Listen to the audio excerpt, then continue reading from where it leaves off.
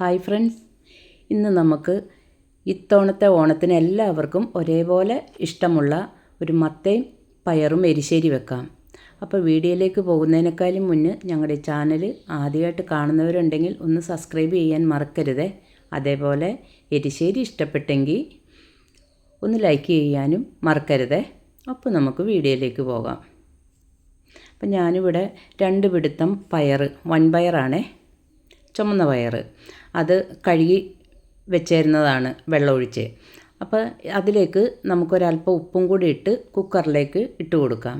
ഒരു 2 വിസിൽ കേട്ടതിന് ശേഷം വേണം നമുക്ക് മത്ത ഇട്ട് കൊടുക്കാനായിട്ട്, അല്ലെങ്കിൽ വെന്തങ്ങോട്ട് കലങ്ങി പോകും മത്തങ്ങ.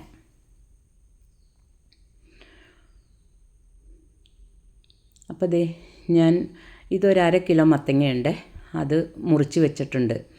അപ്പോൾ അത് നമുക്ക് കുക്കറിലേക്ക് ഇട്ട് കൊടുക്കാം. ഒരുമാതിരി വലിയ കഷ്ണങ്ങളാക്കിയാണ് മുറിച്ച് വെച്ചിരിക്കുന്നത്. എന്നിട്ടൊന്ന് ഇളക്കി ഇട്ട് കൊടുക്കാം. അപ്പോൾ ഞാൻ പയറിൽ ഉപ്പിട്ടിട്ടുണ്ടായിരുന്നേ. ഇനി നമുക്ക് ഈ മത്തങ്ങയ്ക്ക് ആവശ്യമുള്ള ഒരല്പം ഉപ്പും കൂടെ, ഉപ്പ് കല്ലാണ്, ഉപ്പ് കല്ലിടുമ്പോൾ എപ്പോഴും സൂക്ഷിച്ച് വേണം. എന്താണെന്ന് വെച്ചാൽ ഉപ്പ് കൂടിപ്പോകും. അപ്പോൾ ഒന്ന് ഇളക്കിയിട്ട് കൊടുക്കാം. അപ്പോൾ എല്ലാ ഭാഗത്തേക്കും ആകുന്ന തരത്തിലാണ് ഇളക്കിയിട്ട് കൊടുക്കണം. ഇനി നമുക്ക് കുക്കർ അടച്ച് വെക്കാം. ഒരു 2 വിസിലും കൂടെ കേൾക്കട്ടെ. അപ്പോൾ ആ സമയവും കൊണ്ട് നമുക്ക് തേങ്ങ ചിരകി വെച്ചിട്ടുണ്ട്, അതൊന്ന് വറുത്തെടുക്കാം. അപ്പം ഞാൻ ചട്ടിയിട്ട് ഒരല്പം വെളിച്ചെണ്ണ ഒഴിച്ച് കൊടുത്തിട്ടുണ്ട്. ഇനി നമുക്ക് തേങ്ങ ഇട്ട് കൊടുക്കാം. ഇത് ഒരു തേങ്ങയാണ്, ഒരു വലിപ്പമുള്ളതല്ല, അധികം വലിപ്പമില്ല, എന്നാലും ഉണ്ട്. അപ്പോൾ അത് നമുക്ക് പതുക്കെ ഒന്ന് വറുത്തെടുക്കാം.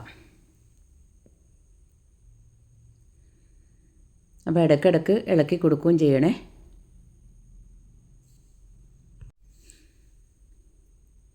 അപ്പോൾ ഇതിലേക്ക് ഒരു 6 അല്ലി വെളുത്തുള്ളി ഇട്ട് കൊടുത്തിട്ടുണ്ട്. തൊണ്ട് പൊളിച്ചിട്ടാണ് ഇട്ടത്. അപ്പോൾ അതും ഈ തേങ്ങയുടെ കൂടെ തന്നെ കിടന്നൊന്ന് വാടിക്കിട്ടട്ടെ. അപ്പോൾ ഇത്രയ്ക്ക് മതി.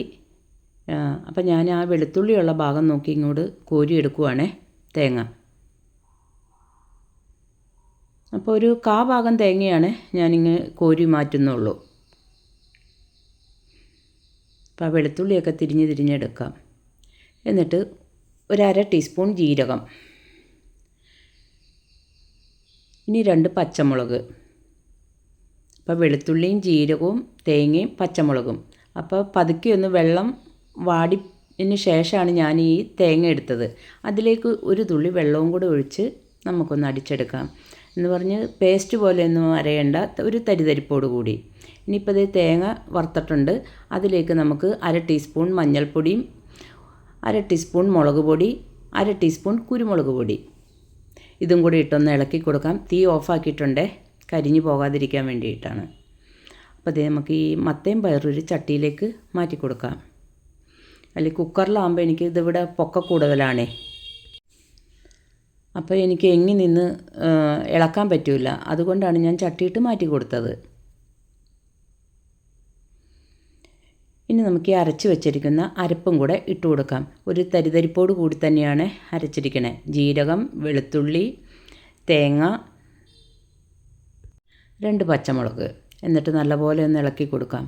മത്തങ്ങയൊക്കെ നല്ലപോലെ വെന്തിട്ടുണ്ട്, നല്ല മൂത്ത മത്തങ്ങയാണ്. അപ്പോൾ നല്ലപോലെ ഇളക്കി കൊടുക്കണം. വെന്തുടഞ്ഞോട്ടെ, കുഴപ്പമൊന്നുമില്ല. മത്തങ്ങ ഉപ്പുണ്ടോയെന്നൊന്ന് നോക്കാം. അപ്പം മത്തങ്ങയ്ക്കും പയറിനുമൊക്കെ ഉപ്പിട്ടതായിരുന്നു. അപ്പോൾ നല്ലതുപോലെ ഇളക്കിയെടുത്തിട്ടുണ്ട്.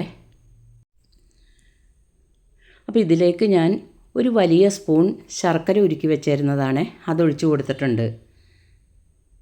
എന്നിട്ട് നല്ലപോലെ ഒന്നും കൂടെ ഒന്ന് ഇളക്കി കൊടുക്കണേ. അപ്പോൾ ആ ഒരു മധുരം വരുമ്പോഴാണ് ഇതിൻ്റെ ആ രുചി വരുള്ളൂ. മത്തങ്ങ നല്ലതുപോലെ വെന്തുടഞ്ഞിട്ടുണ്ട്. ഇനി നമുക്ക് ഈ തേങ്ങ വറുത്ത് വെച്ചിരിക്കുന്നതും കൂടെ ഇട്ട് കൊടുക്കാം. തേങ്ങ വറുത്തതിൻ്റെ കൂടെ കുരുമുളക് പൊടി, ഒരു 1/2 ടീസ്പൂൺ മുളക് പൊടിയും 1/4 ടീസ്പൂൺ മഞ്ഞൾപ്പൊടിയും ഇട്ട് കൊടുത്തിട്ടുണ്ട്. എന്നിട്ടൊന്ന് ഇളക്കിയിട്ട് കൊടുക്കുക. ഇനി തിളയൊന്നും വരുമൊന്നും വേണ്ട, നമുക്ക് തീ ഓഫാക്കാം. നല്ലപോലെ ഇളക്കി കൊടുത്താൽ മതി.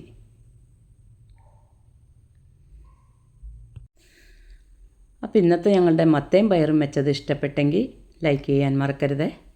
അപ്പോൾ ഇതേ ഒന്ന് കടുകും കൂടെ വറുത്തേക്കാം. ഞാൻ ഈ തേങ്ങ വറുത്ത് അരക്കാനായിട്ട് എടുത്തായിരുന്നല്ലോ, അതുകൊണ്ടാണ് അന്നേരം തേങ്ങ വറുക്കാതിരുന്നത്. അല്ലെങ്കിൽ അന്നേരം തേങ്ങ ഇട്ട കൂടെ ഈ ഇത് കടുക് താളിച്ചെടുത്താൽ മതിയായിരുന്നു.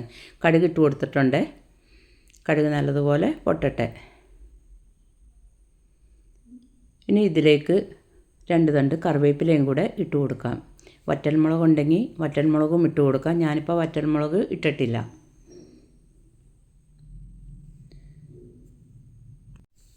കറിവേപ്പില ഇട്ട് കൊടുക്കാം. ഇനി നമുക്ക് തീ ഓഫാക്കാം. എന്നിട്ട് നമ്മുടെ എരിശ്ശേരിയിലേക്ക് ഒഴിച്ചു കൊടുക്കാം.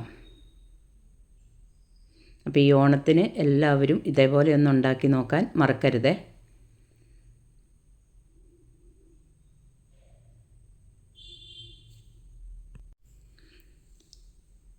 അപ്പോൾ എല്ലാവർക്കും താങ്ക് യു.